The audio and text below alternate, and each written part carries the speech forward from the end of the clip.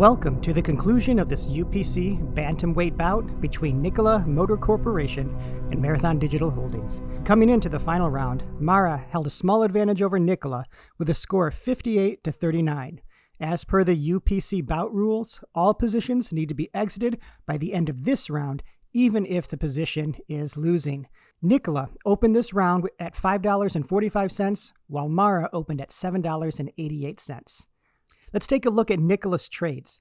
The short call vertical on NKLA was a risky trade that would have gained the most profit if NKLA's share price shot up fast. Unfortunately, it didn't, and only a $10 profit was made, but risking only $38 made this a 26.32% ROI trade. Early in round 2, a set of short put verticals were sold and would profit as long as NKLA didn't fall below $5 by the end of the bout. On the day of expiration, these verticals were closed and gained NKLA $39 with an ROI of 39.39%. A second set of short put verticals was also sold in the middle of round 3, 5 of them to be exact, and even though they weren't going to expire for another week, they were exited per the UPC bout rules. This resulted in $5 for NKLA and an ROI of 2.63% and used up the remaining trading capital. At the very beginning of this bout, 100 shares of NKLA were purchased at $5.45. These shares had to be sold at the end of round 3. The sale price was $5.36, resulting in a small $9 loss. So we'll look at the final round and bout totals for NKLA after going through MARA's trades.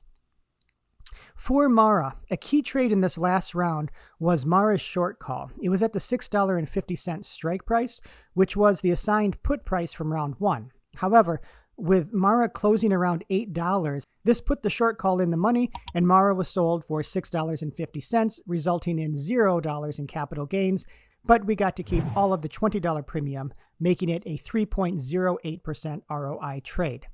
The reason this was a key trade is because so much potential profit was left on the table, but it was capped with a short call. Had the short call not been entered so early, it would have been traded at a higher strike price, and this bout would have been a runaway victory for MARA. But with no capital gains on this play, NKLA is still very much in this battle. Additionally, the 3 short call verticals that were entered in round 2 resulted in a huge loss for MARA because of its dramatic share price increase of the previous round. In total, the max loss sustained was a devastating negative $132 and a negative 100% ROI. While NKLA added 5 short put verticals, MARA answered back with 4 put verticals of its own. These were exited just as the bell was about to sound, and $12 in profit was made, 8.33% ROI. And there's the bell to end this bantamweight bout. It has gone the distance, and both contenders were active throughout the entire match. NKLA's share price closed at $5.44, while MARA closed at $8.04. Now, we go to the scorecards. Remember, NKLA has been trailing this whole bout, but with a nasty $132 loss sustained by MARA at the close of round 3, we could be in for a surprise. For NKLA's closing trades this round, short call vertical, $10. Short put verticals from round 2, $39. Short put verticals from round 3, $5.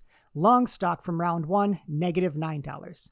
This gives NKLA a round 3 profit of $45 with an average ROI per trade of 16.67%. And for MARA, its closing trades this round were short call verticals from round 2, negative $132. Short put verticals from round 3, $12. Short call, $20. Long stock, $0. This gives MARA a round 3 total loss of $100 and an average ROI per trade of negative 22.15%. So for NKLA, $39 from rounds 1 and 2, plus $45 from round 3, NKLA ends the match with $84. And MARA, $58 from rounds 1 and 2, minus $100 from round 3, MARA ends the match with negative $42. So, in a come-from-behind victory, NKLA is the winner of this UPC bantamweight bout. If you want to check out the app you've been seeing in these videos, it's called the Trade 5 app, and the link is in the description. It's an app I made to track my options trades, and it's really useful if you trade on the go and from your mobile phone like I do. Not only does it help you keep track of the trades you make, but it also gives you an overview of your profit and loss for the month. Here you can see MARA's profits for July during this challenge, and then here you can see Nikola's for July. And then you can also see the one trade that was closed in June. Again, it's called the Trade 5 app. The link is down below if you want to check it out. Anyway, thank you for watching this bout, and we hope you enjoyed the small account trading challenge.